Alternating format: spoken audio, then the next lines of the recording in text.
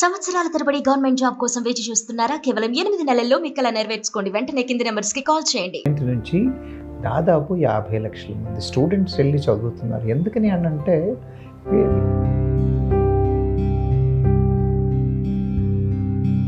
Present ఇప్పుడు H1 visa ఉన్న వాళ్ళకు ఉన్నటువంటి ప్రాబ్లమ్స్ ఏమున్నాయంటారు? యుఎస్లో ఒక OTP ప్రోగ్రామ్ అని ఓకే, ఆప్షనల్ ప్రాక్టికల్ ట్రైనింగ్ అంటే ఏంటి? ఇంటర్న్షిప్లు చేయడం. దాదాపు మీకు 12 నెలల టైం ఇస్తారు H1B రావడానికి. అవే మీ H1Bకి ప్రాసెస్ చేయడానికి ఇచ్చేస్తాయి. What about L1 visa? L1లో 2 రకాలు, L1BA అండ్ L1B అని చెప్పేసి. అలాంటి వీసాలు వచ్చిన వాళ్ళు అవి గుడ్డా బ్యాడా అంటే ఒక విధంగా గుడ్, ఎందుకంటే 7 ఏళ్ళు ఇబ్బంది లేకుండా ఉండొచ్చు.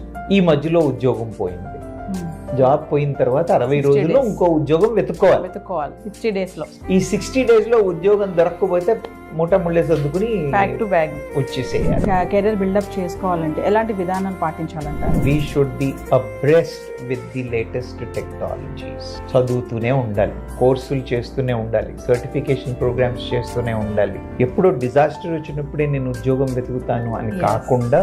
ఇప్పుడు లే ఆఫ్స్ కి ఎవరైతే గురవుతున్నారో ఈ ఇంపాక్ట్ అనేది వాళ్ళ పిల్లల పైన కానీ, ఫ్యామిలీస్ పైన కానీ, పిల్లల ఎడ్యుకేషన్ పైన కానీ ఎలా ఉంటుందంటారు? రేపు పొద్దున్న డిజాస్టర్స్ అవుతే ఎలా మెయింటైన్ చెయ్యాలి అన్న రెసిలియన్స్ను కూడా పిల్లల్లో కూడా బిల్డ్ చేయాల్సిన అవసరం ఎంతైనా ఉంది. ఎప్పుడు నాకు ఇండియాకి టికెట్ ఇచ్చినా నేను వెళ్ళిపోగలను అన్న మైండ్ సెట్ ఉండాలి. ఇక్కడ ఇండియాలో ఉన్న పేరెంట్స్ని అలాగే ప్రిపేర్ చేసి పెట్టుకోవాలి, వాళ్ళ ఫ్యామిలీని కూడా అలా ప్రిపేర్ చేసి పెట్టుకోవాలి. ఇప్పుడు ఎందుకు ఇంకా వెళ్ళాలి అనే ఆలోచన మారట్లేదంటే ఏం చెప్తారు? ఇక్కడ ఇబ్బంది పడుతున్నావు, అక్కడ ఇబ్బంది పడతావు, okay let me go try. అదే అక్కడే వెళ్ళి ఇబ్బంది పడతాం. అబ్సల్యూట్లీ అక్కడ వెళ్ళి ట్రై చేస్తాను, ఓకే కాకపోతే వచ్చేస్తాను. హాయ్, హలో, నమస్తే, welcome back to Suman TV. Welcome to talk show. ఈరోజు టాక్ షోలో మనం మాట్లాడుకోబోయే ఎపిసోడ్ ఏంటంటే USA లే ఆఫ్స్. మరి దీనివల్ల విద్యార్థులు ఎదుర్కొంటున్న సమస్యలు ఏంటి, మరి దీనికి పరిష్కారాలు ఏంటి అని చెప్పడానికి, దీంతో మరింత సమాచారం ఇవ్వడానికి ఇవాళ మన టాక్ షోకి వచ్చారు మేనేజ్మెంట్ కన్సల్టెంట్ సంపత్ సముద్రాల గారు. సార్తో మాట్లాడదాం. నమస్తే సార్. నమస్తే Naveena. Sir, welcome to talk show. అమెరికాలో లే ఆఫ్స్ అవుతున్నాయని తెలిసినప్పటికీ కూడా మన స్టూడెంట్స్ ఎందుకు USA వెళ్ళడానికి లేదంటే ఇతర దేశాలకు వెళ్ళడానికి ఎగబడుతున్నారు అని అనొచ్చు అంటారా? అవునమ్మా, ఎగబడుతున్నారు అనొచ్చు, కానీ దానికి కారణాలు ఉన్నాయి.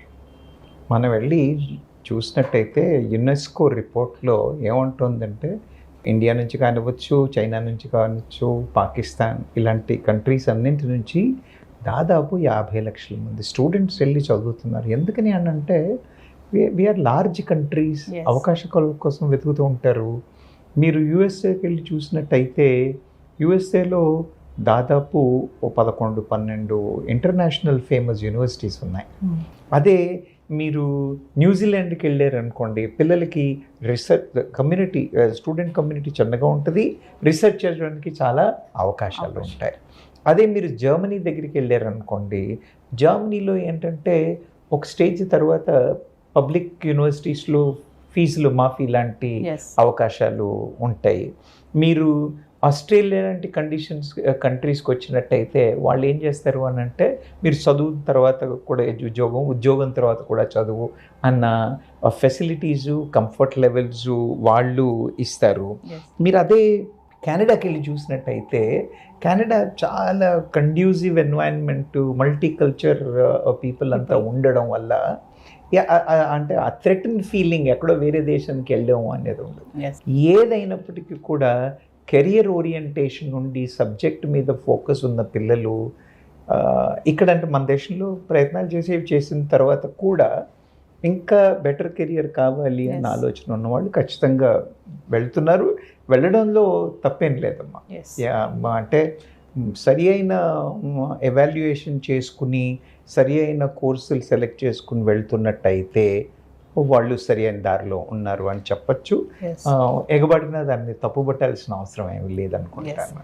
సరే, ఇన్ కేస్ వాళ్ళకి వీసా రాలేదనుకోండి, మరి అప్పుడు వాళ్ళ పరిస్థితి ఏంటి? ప్రతి సంవత్సరం దాదాపు 4 లక్షలు 5 లక్షల మంది పిల్లలు వెళ్తున్నారు. వేరు వేరు డిపార్ట్మెంట్లలో వేరు వేరు సబ్జెక్ట్స్లో వెళ్తున్నారు. కానీ వాళ్ళకి కూడా USకి కూడా వాళ్ళకు లిమిటేషన్స్ ఉన్నాయి. ఎస్ 65 నుంచి 80,000 వరకు వాళ్ళు ఈజీగా ఇచ్చేస్తారు. మరి 4-5 లక్షల మంది వెళ్ళారు, 60,000 80,000 మందికి ఇవ్వాలి అని అంటే obviously it is going to be a challenging thing. అందుకని వీసాలు రావడం కొంచెం ఇబ్బందికరమైన విషయమే. సార్, ఈ పెద్ద పెద్ద కంపెనీస్ కాకుండా కన్సల్టెంట్స్ ద్వారా కూడా వెళ్తూ ఉంటారు కదా, దీన్ని ఎలా చూడవచ్చు అంటారు? ఎప్పుడైతే పెద్ద కంపెనీల నుంచి వెళ్తారో మనకు కెరీర్ ఆప్షన్ కానీ, ఆపర్చునిటీ కానీ, గ్యారంటీ కానీ ఉంటుంది.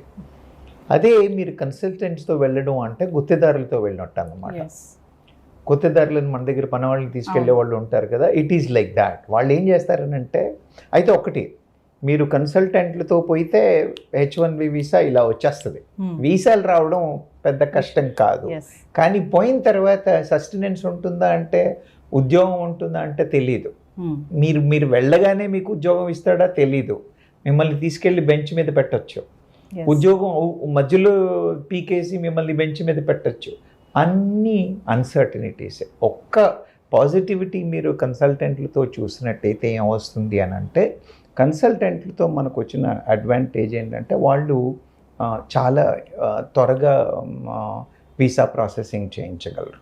వాళ్ళకి ఉన్న వీసా ప్రాసెసింగ్ టీంలో ఉన్న కాంటాక్ట్స్ కానివ్వండి, వాళ్ళ ఇన్ఫ్లుయెన్స్ కానివ్వండి, వీసాలు చాలా త్వరగా వస్తాయి కన్సల్టెంట్ల ద్వారా. కానీ ఏమవుతుందంటే సస్టెనెన్స్ కదా, మనం ఊరికే వెళ్ళడం ఒకటే కాదు కదా, అక్కడ వెళ్ళిన తర్వాత సరి అయిన ఉద్యోగం ఉండాలి, సరి అయిన డబ్బులు రావాలి. అందుకని వీలైనంత మటుకు కన్సల్టెంట్లని అవాయిడ్ చేయడమే బెటరు.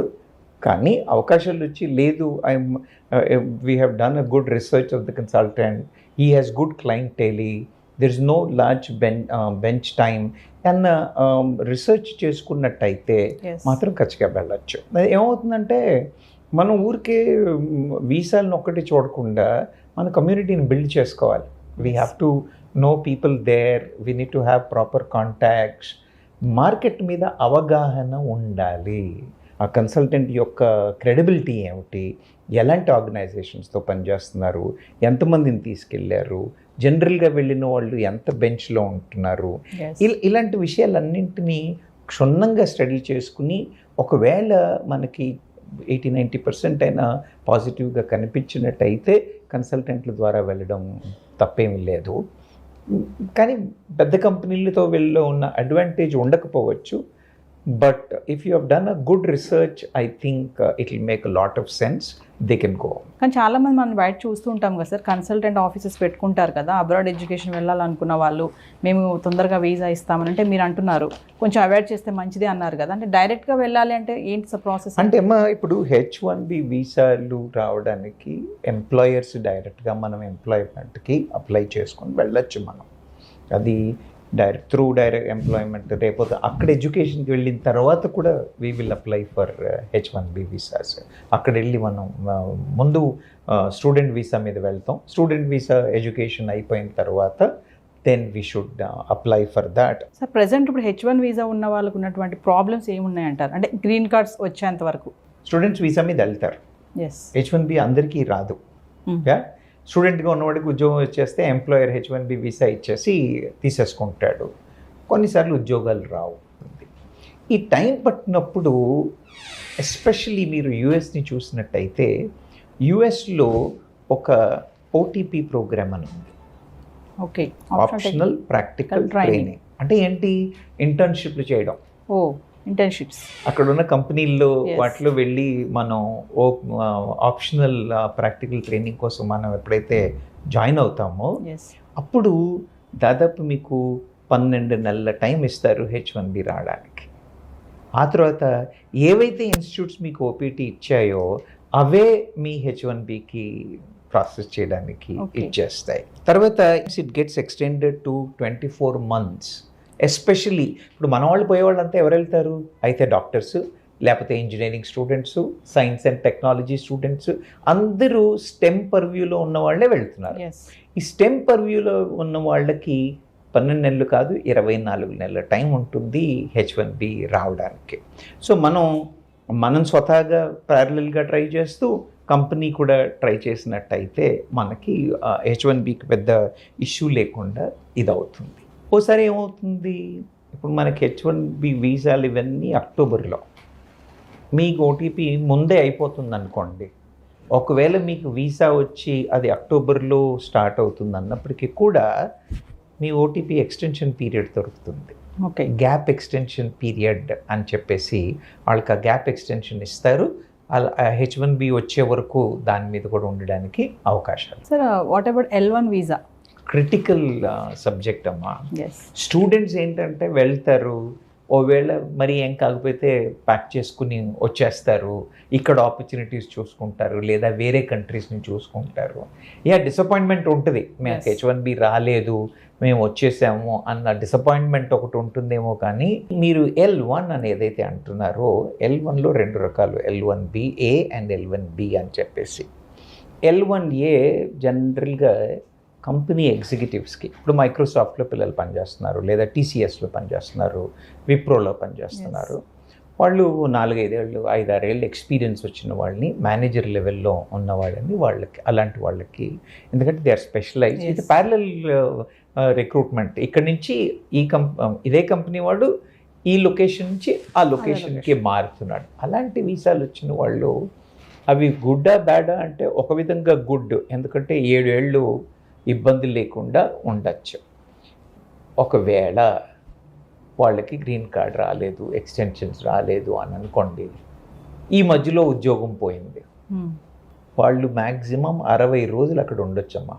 ఓకే, ఆఫ్టర్ జాబ్ పోయిన తర్వాత 60 రోజుల్లో ఇంకో ఉద్యోగం వెతుక్కోవాలి 60 డేస్లో. ఈ 60 డేస్లో ఉద్యోగం దొరకకపోతే ముళ్ళే సర్దుకుని back వచ్చేసేయాలి.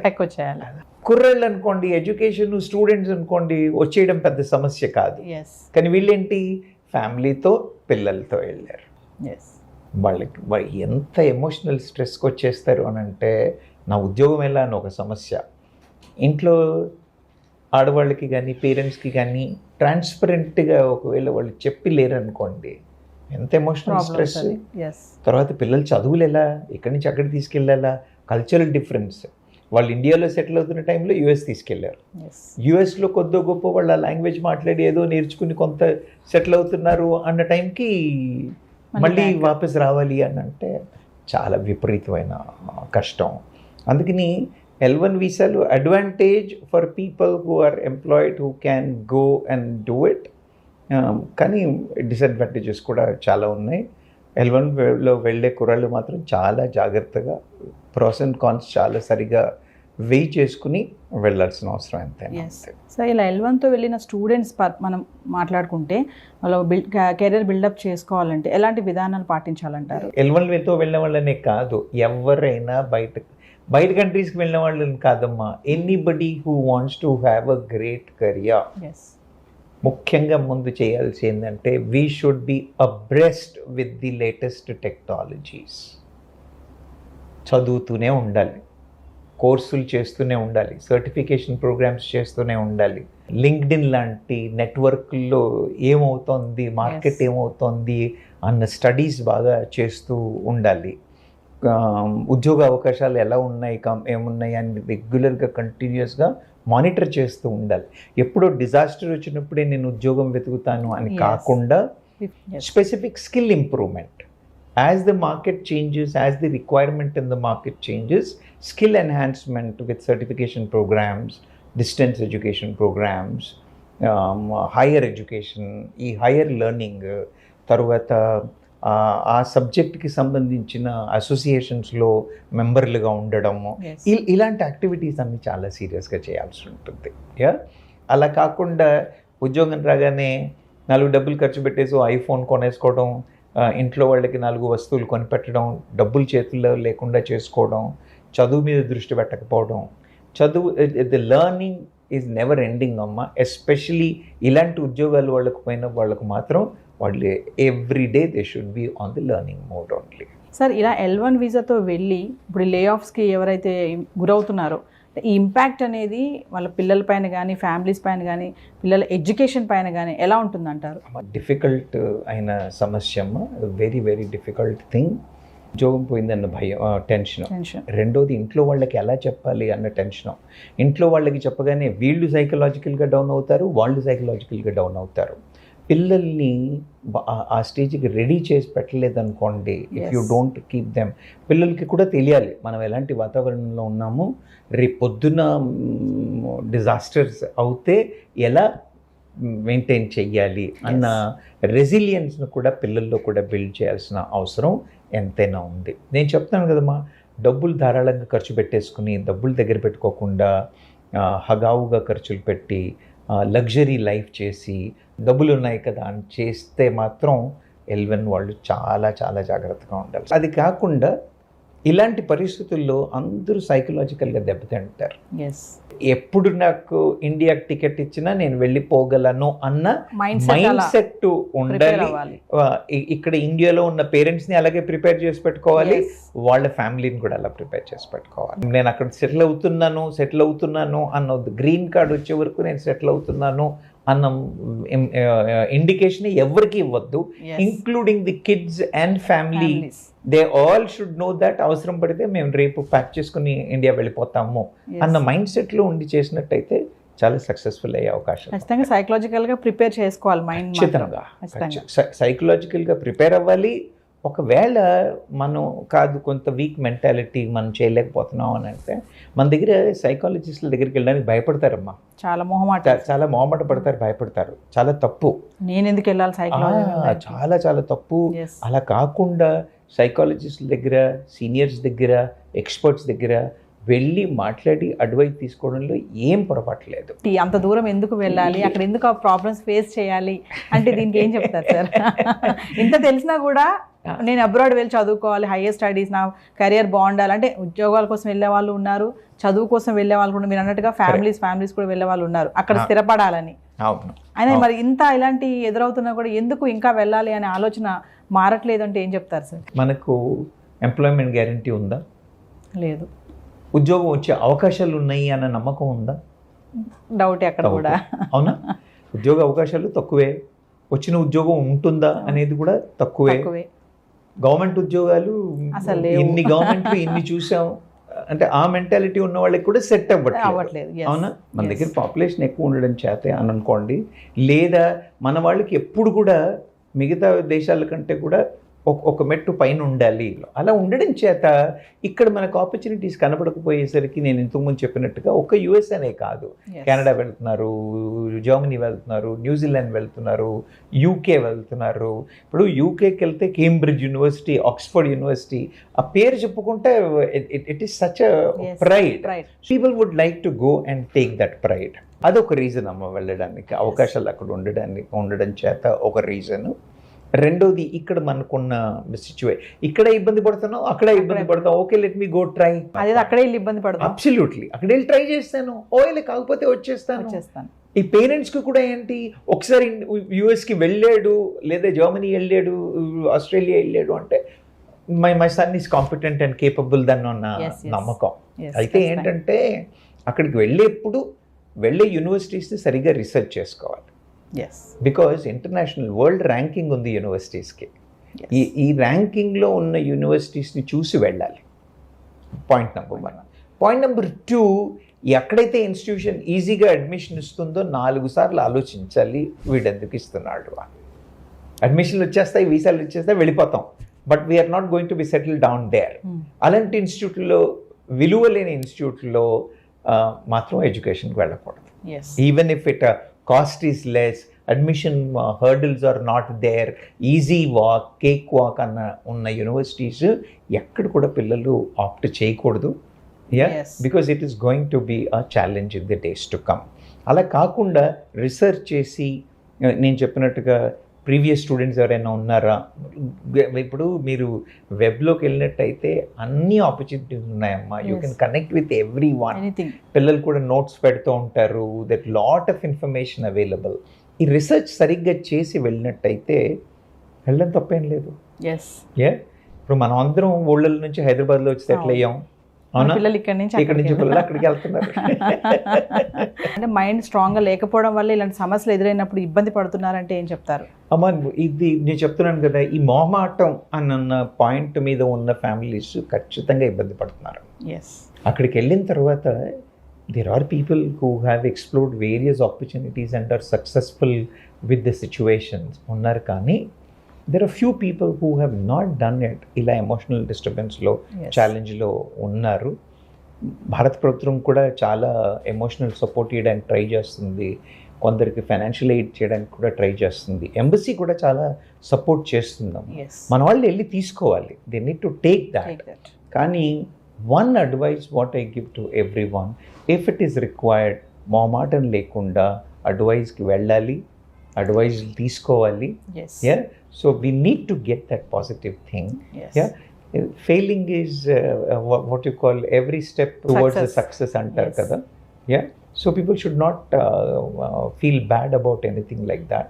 Yeah, it's a part of life అని అనుకుని ముందుకు వెళ్ళినట్టయితే ఖచ్చితంగా సక్సెస్ అవుతారు. ఫైనల్లీ అంటే ఇలాంటి సమస్యలు రాకూడదు, ఇన్ కేస్ వచ్చాయి అనుకోండి మనం ఎదుర్కోవాలి, దానికి ఎదురుగా నిలబడాలి అంటే మీరు ఇచ్చేటటువంటి టిప్స్ కానీ సజెషన్స్ ఏమైనా ఉన్నాయా? అంటే నేను మీకు ముందు ఒకే మాట చెప్పాను, నేను అమ్మ నేను నా రిటర్న్ టికెట్ కొనుక్కున్నాను అని చెప్పి వెళ్ళాలి. వెళ్ళేటప్పుడే ఓకే నేను ఎప్పుడు వస్తానో నాకు తెలియదు, నా రిటర్న్ టికెట్ నా బ్యాగ్లో ఉంది, I can fly any time అన్న ఉద్దేశం ఫ్యామిలీకి చెప్పాలి, తనకి ఆ అవగాహన ఉండాలి. ఇది పాయింట్ నెంబర్ 1. పాయింట్ నెంబర్ 2, ఉద్యోగం వచ్చింది కదా అని సెటిల్ అయిపోకుండా H1B వచ్చేస్తుంది నేను ఇది చేసేస్తాను అన్న అవగాహనలో కాకుండా ముందు ఎడ్యుకేషన్ సరిగ్గా చేసి క్యాంపస్లో సెలెక్షన్ అయ్యే ఆపర్చునిటీస్ చూసుకోవాలి, లేదా ఓపీటీ ఆపర్చునిటీస్ చూసుకోవాలి. ఇలా ఎప్పుడు అజైల్గా ఉండి దృష్టి ఎప్పుడు మన కెరియర్ మీద అని పెట్టుకుని ఉన్నట్టయితే ఏం ఇబ్బందులు రావు. ఇబ్బందులు వచ్చినప్పటికి కూడా నేను చెప్తున్నాను కదా, నేను ఇండియాకి వెళ్ళడానికి రెడీగా ఉన్నాను అన్న మైండ్ సెట్తో ఉండి ఏదైనా చిన్న ఇబ్బందులు వచ్చినట్టయితే అడ్వైస్ తీసుకుని గైడెన్స్తో పేరెంట్స్ కూడా గైడ్ చేస్తారు.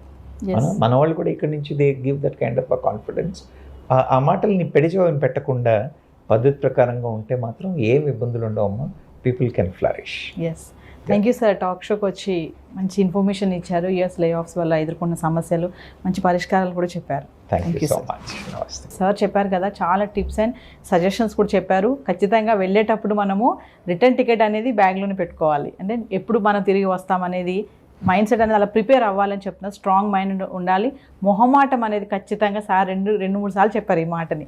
మొహమాటం అనేది అస్సలు మన మధ్యలో ఉండొద్దు, ఎప్పుడైనా సరే తిరిగి వెళ్ళిపోతాం మనము అనుకునే మైండ్ సెట్తో ఉంటేనే ఇలాంటి సమస్యలు వచ్చినప్పుడు కూడా మనం దాన్ని ఎదురుగా ఫైట్ చేయగలుగుతాం. మరి మరొక ఇంట్రెస్టింగ్ టాపిక్తో టాక్ షోలో మళ్ళీ కలుద్దాం. This is Naveena signing of.